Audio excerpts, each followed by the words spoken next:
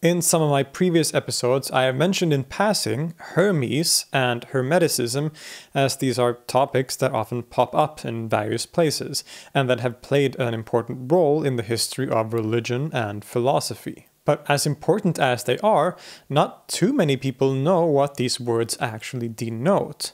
You may think of Hermeticism as something esoteric, connected to the occult sciences and to things like magic, for example, or maybe you very rightfully associate the name Hermes with the Greek god who goes by that name.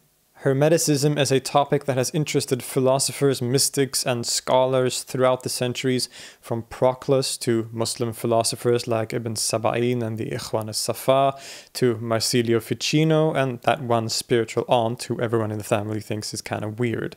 But how much has Hermeticism actually influenced the history of religion? Turns out quite a lot, actually, which gives me a good reason to dedicate a full episode to discussing this very fascinating subject. So, what is Hermeticism?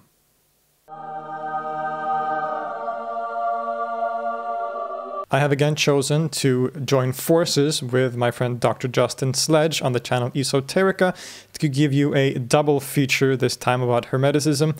In this video, I will be talking more generally about the origins and philosophical ideas of Hermeticism, and Dr. Sledge, in his video on his channel, will be talking specifically about the Emerald Tablet, which is a fascinating Hermetic text.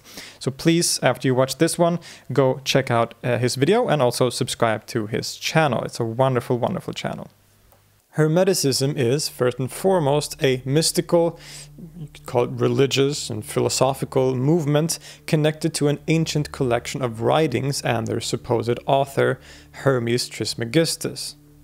It is a tradition that dates back primarily to late antiquity in a Greco-Egyptian environment, but that has had a major influence on various different cultures, religions, and esoteric communities throughout history since then.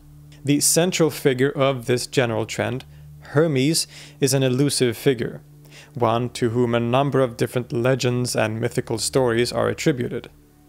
But what we can be sure about is that Hermes Trismegistus, in this particular manifestation, and the movement and literature we usually refer to as Hermetic, originates in Egypt during the time of Hellenistic and Roman occupation.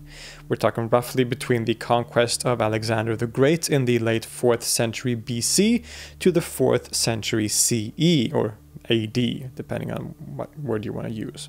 This was an environment where the Hellenistic culture, which had origins in Greece, mingled and interacted with the native Egyptian culture, and nowhere was this more visible, perhaps, than in the sphere of religion.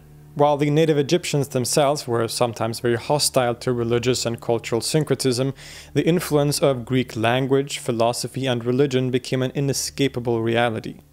The Hellenistic leaders themselves often chose to syncretize their own religious background with the cults of Egypt, and this created some very interesting developments. In this process, many gods from the Greek context were merged with Egyptian deities. Gods who shared attributes or functions could be seen as the same god, but with different names, and they were, as I just said, sometimes also merged together. And one such synthesis was made between the Greek god Hermes and the Egyptian Thoth. Thoth was one of the most popular deities in the Egyptian pantheon.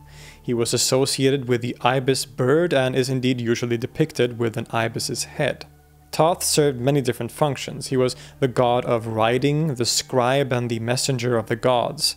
He was the god of wisdom, one who invented the art of writing and the hieroglyphs, composer of sacred literature like the Book of the Dead, and the source of all occult and esoteric knowledge. The god Hermes of the Greek pantheon served a quite similar role, and the two quickly started to be associated with each other, eventually resulting in the merged character or god of Hermes Trismegistus. Trismegistus meaning thrice great, and probably originates from an epithet for Thoth. This character became associated with many different legends and traditions. There are many different accounts about Hermes and who he was, but many of them considered him to have been human at some point, or at least to have lived among humans and in very ancient times. This human Hermes is thought to have reached a kind of illumination and ascended to the world of the divine. Certainly a divine figure at the very least, Hermes was considered to have been the originator of many religious and philosophical traditions. Some claimed he was the teacher of Moses or that of Pythagoras, and that his wisdom has been carried down in different lines through great figures like Plato, for example. The Jewish historian Artapanus of Alexandria, who lived in the 2nd century BC, even identified Hermes with Moses outright. These various legends can be complicated and sometimes seem contradictory. The Thoth of Egyptian religion was clearly a distant and all-knowing, abstract god, while the Hermes of Greece had a more human background, which probably resulted in these varying accounts. Some chroniclers, including the Egyptian priest Manetho, even consider there to have been multiple Hermeses. It all gets very confusing, and we're not going to dwell on the mythological character and legends around the figure of Hermes himself. That will have to be saved for a later episode. But what is important, or what is relevant to know at this point, is that sometime in antiquity there appeared many different writings, a corpus of writings that was attributed to the figure of Hermes, considered to have been written by this figure. Hermes, often considered to have been the originator of philosophy, alchemy, magic, and astrology, appears as author of a huge corpus of texts. As a general term, the wider collection of texts attributed to him is known as the Hermetica. And when we talk about the Hermetic texts, they are often divided into two general categories: the technical Hermetica and the philosophical Hermetica. The former, the technical Hermetica, consists of the majority of the texts, dealing with such topics as magic, astrology, divination, alchemy, and other occult sciences, while the latter, the philosophical Hermetica, being more speculative and philosophical in nature, thus having a rather different approach. It is important to remember, however, that when we divide the Hermetic literature into these general categories of technical and philosophical, we are kind of creating, or anachronistically dividing, the literature into categories that the ancients or people of antiquity themselves probably wouldn't have conceived. The early Hermetists or readers of this literature probably wouldn't have divided the literature into these wider categories, but I think these categorization can still be useful today. It helps us navigate through a complex world of ancient literature. As mentioned, the technical Hermetica make up the bulk of the material, because indeed Hermes was primarily associated or seen as the father or originator of occult sciences like magic and especially astrology. Just like Thoth was always seen in earlier Egyptian religion, Hermes was the arch-esotericist, the source of wisdom and hidden knowledge. Indeed, in the Greek magical papyri, it is said about Hermes that he knows, quote, all that is hidden under the heavenly vault and beneath the earth. This very strong association of Hermes with the occult survived for long after the texts were supposedly written, far into the Islamic period and into Renaissance Europe and beyond. Now, even though the Hermetists of antiquity probably conceived of all of these texts as actually being written by the sage or god or whatever you want to call him, Hermes Trismegistus, scholars today, of course, have a rather different perspective on it, since Hermes, let's face it, is most likely a mythical figure. Thus, the dating of these texts is an often debated and discussed matter, but the usual dating is that the larger corpus was composed from around a century or two BC to around 300 or 400 AD. The technical Hermetica is often considered to be the oldest, at least certain parts of it, perhaps dating to periods before the Common Era, a few centuries before BC, whereas the philosophical Hermetica is usually considered to be later compositions, likely in the 2nd to 3rd centuries AD. The most famous of the philosophical writings, the so-called Corpus Hermeticum, was most likely composed in 2nd century Alexandria, a melting pot of intellectual, religious, and cultural activity. It was the zenith of Hellenistic and Roman rule in Egypt, and the Corpus Hermeticum, among other texts, most likely emerges in this very syncretistic environment.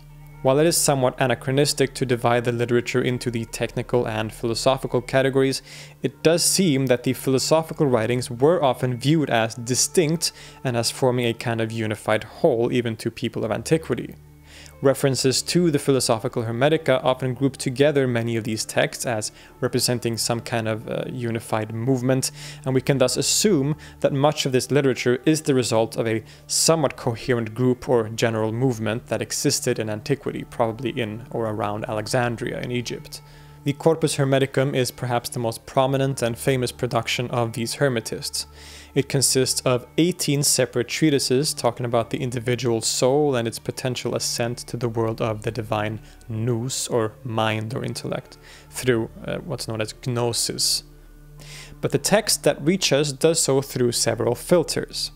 The collection of the Corpus in particular was a compilation of Byzantine Christian editors in the Middle Ages.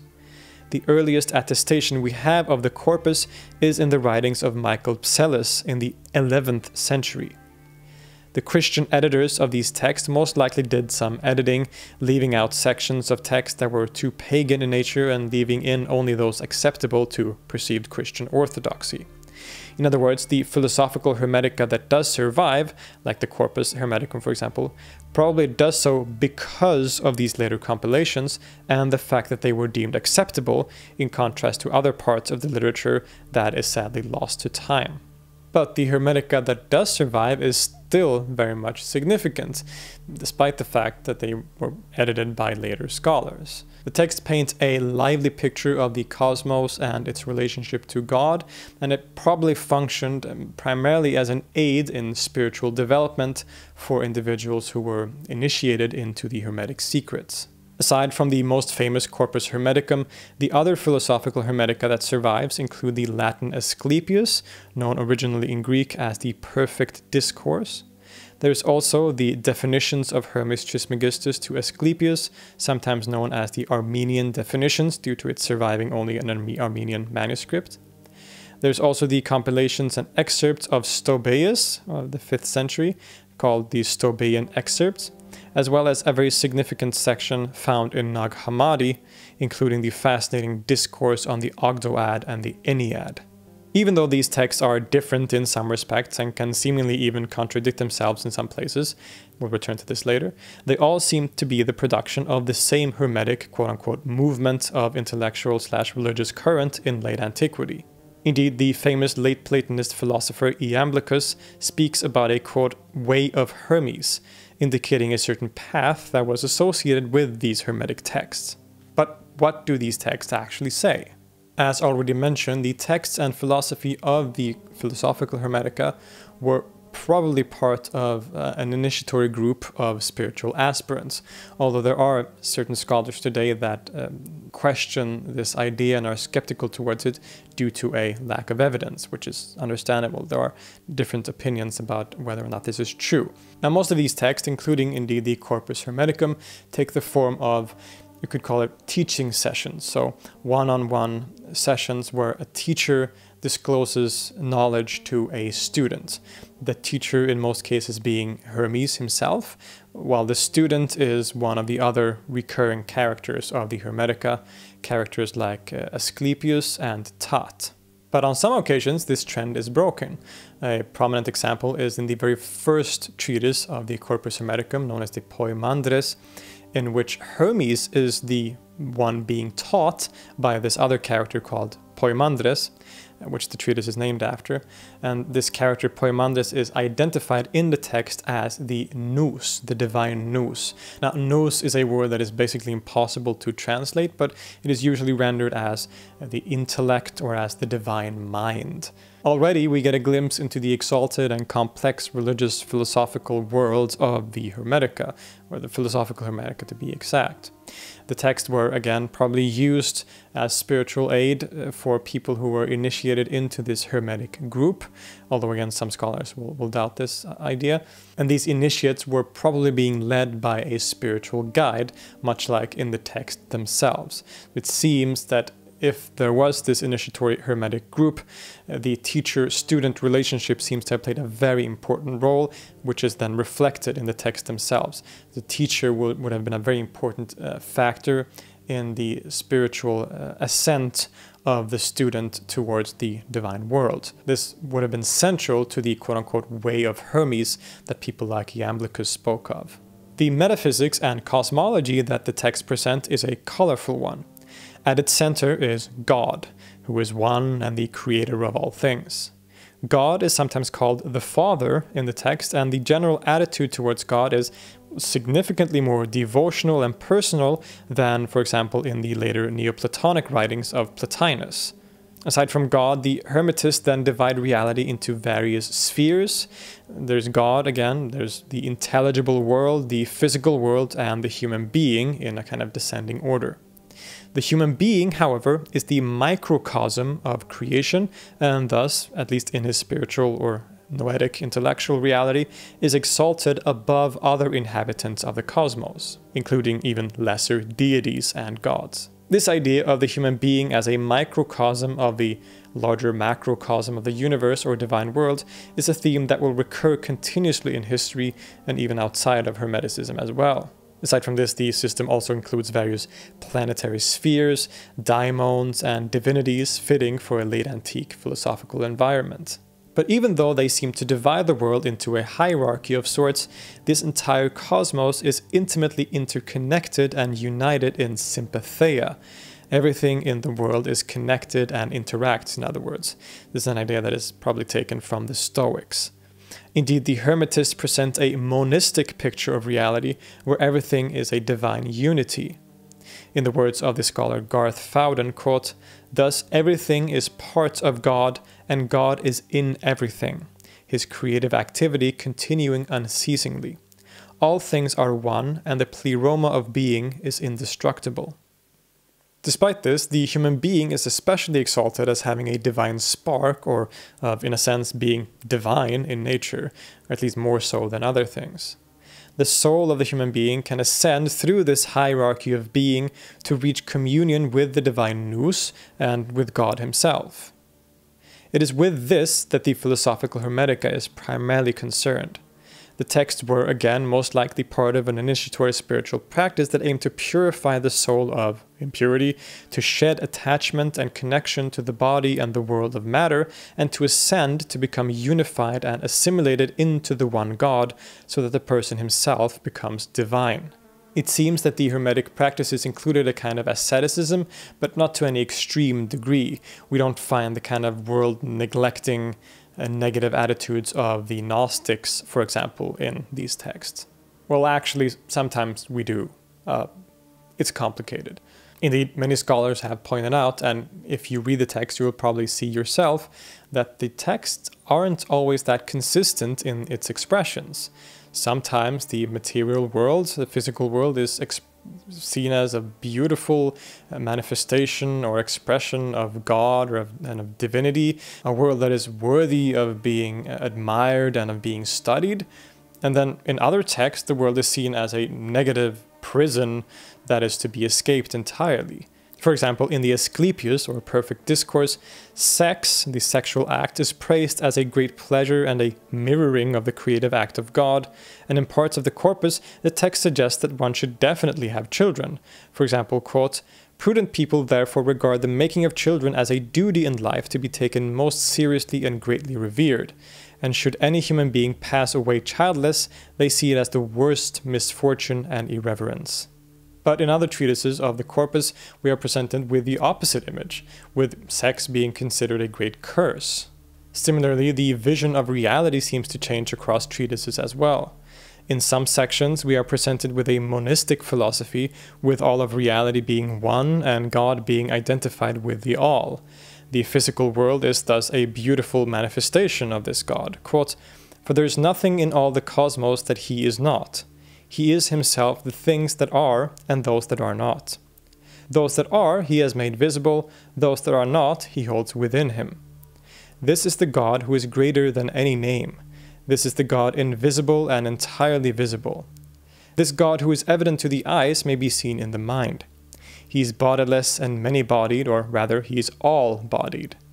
There is nothing that he is not, for he also is all that is. And this is why he has all names, because they are of one Father, and this is why he has no name, because he is Father of them all." But on the other hand, again, in other treatises or sections, the picture is a lot more dualistic, with the world being seen as the opposite of God and as a kind of curse or a kind of prison that is to be escaped. So what's up with these paradoxical statements? Scholars previously, and some today, have argued that because of these great contradictions in the text, this must mean that the different treatises of the text were probably written by different groups altogether, so different people with different philosophical outlooks, and they were only sort of grouped together into a single corpus at a later date. However, many today have taken a different route in interpreting these texts and the seemingly paradoxical statements within them. The scholar Garth Fowden argues that this diversity of perspectives is not the result of different outlooks philosophically, but instead represent the gradual development and ascent of the spiritual initiate.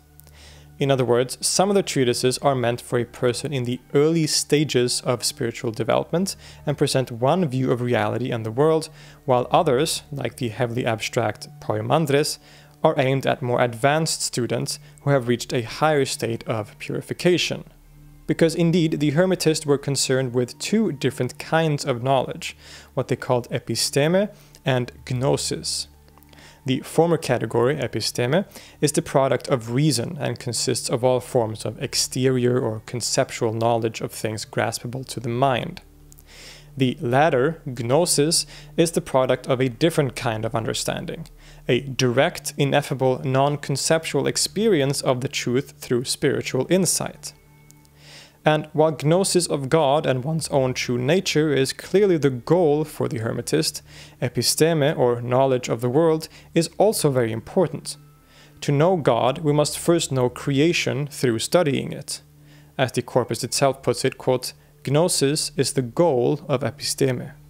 Or in the Stobaean fragments, quote, "Without philosophy, it is impossible to be perfectly pious.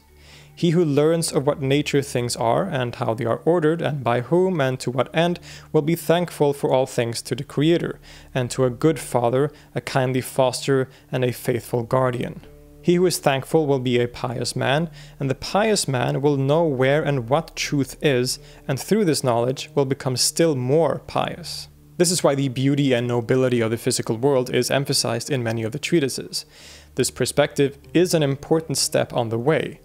However, once the practitioner reaches a higher stage of development and ideally of gnosis, he can transcend this perspective as he sheds his connection to the world of matter and form.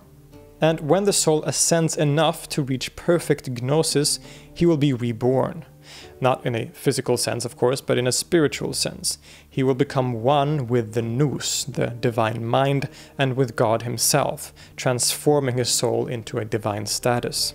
This is just a simplified walkthrough of the contents of the Philosophical Hermetica, but it gives you a pretty good idea of some recurring themes and features that it is known for and which would become so influential in later times in different religious and philosophical currents. Indeed, while we know very little about the actual people who wrote the Hermetica, these texts, and nothing of their so-called movement survives today, still, the texts themselves had incredible staying power across history and across a diverse array of different circumstances and contexts and religious and philosophical environments. Hermes was a powerful name and figure who continued to be revered in different forms in different religions, but always with a strong association to the occult, to astrology and alchemy. Some of the early church fathers of Christianity, like Clement of Alexandria, seems to have read the text and considered Hermes a great teacher of the world's wisdoms. It also became important for later philosophers like the late Platonist Iamblichus and Proclus, and for alchemists like Zosimos of Panopolis. After the arrival of Islam and the Islamic civilization, Hermes and Hermeticism or Hermetism continued to influence religious and philosophical currents in this context as well. Hermes was often identified with the Quranic prophet Idris and the biblical Enoch, and thus seen as one of the great messengers of God and originator of hidden wisdoms. from early philosophers like Al-Kindi and Abu Ma'shar in Baghdad to the world of medieval Andalusia and Sufi philosophers like Ibn Sab'in and Al-Shushtari, Hermes and the teachings associated with him continue to be very influential in the Islamic world. In the great Arabic Sufi poet Al-Shushtari's poem known as the Qasida Nuniya, in other words the ode rhyming in the letter Nun, he lists some of his great spiritual teachers and forebearers and includes names like Plato, Aristotle, and indeed Hermes. Which text in particular these people had access to and thus which ideas they picked up and from where is hard to say for sure, but Hermeticism got a serious shot in the arm in Europe in the 15th century when the Corpus Hermeticum was rediscovered and translated for the first time into Latin by Marsilio Ficino. Hermes and the Hermetica would be seen, both in later Europe and earlier in the medieval Islamic world, as very ancient and as the originator of teachings inherited by people like Moses and the great prophets as well as philosophers of history. The Hermetica had an enormous impact on the world of Western esotericism from that point and even to this very day. Hermeticism today can be a lot of different things. It is often very loosely connected to any general esoteric wisdom or occult knowledge, but it all stems back to the ancient collection of texts that is attributed to the figure of Hermes Trismegistus. Today, we know that the text most likely didn't originate with Hermes himself, and that the stories about him and his role in history of philosophy and religion is probably mythical. But that doesn't change the fact that the Hermetic literature has been immensely influential and played a central role in the history of esotericism, occultism, as well as religion, mysticism, and philosophy in general. Much of what we associate with occult sciences, magic, astrology, and alchemy is very strongly connected to the Hermetic tradition. All these various topics and incarnations of the figure of Hermes across history and different cultures, this all deserves videos of their own, but in this video I have attempted to give a general outlook of the basic Hermetic texts and the movement in which those texts emerge, and a little bit about how those texts have influenced later religious and philosophical currents as well. Hermes Trismegistus, the Thoth of Egyptian religion, continues to exert his mystical influence upon us. The vast body of literature attributed to him serves as one of the treasures of intellectual history and as a part of our collective heritage that isn't always given its due, even though it has played such a major role. Now, given the topic of this video, it was only natural that this was to be another collaboration with my good friend Dr. Justin Sledge from the channel Esoterica. Dr. Sledge is an expert on all things Hermeticism. He has studied these topics for many years, and his amazing channel, Esoterica, deals primarily with what he calls the arcane side of history, philosophy, and religion. I cannot recommend his channel enough, especially for topics like this. His companion video to this one will be dealing with the Emerald Tablet, one of the most famous texts from the wider Hermetic corpus. So please go check out that video and go subscribe to his channel if you haven't already. It really is so great, and you will gain a lot of benefits from watching his videos. This video, as always, is brought to you by our patrons.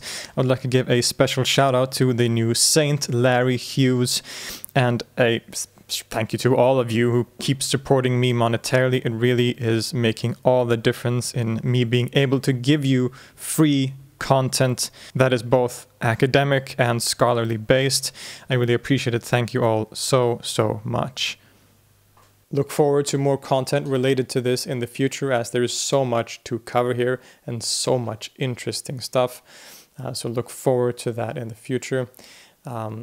Thank you all for watching. I hope you enjoyed the video. If you want to support the channel, you can like, subscribe, and comment on the video. You can also become a patron. I will leave a link to our Patreon page in the description. You can also leave a one-time donation through PayPal. I look forward to seeing your opinions in the comments and to continue this discussion with you in various ways. And I'll see you next time.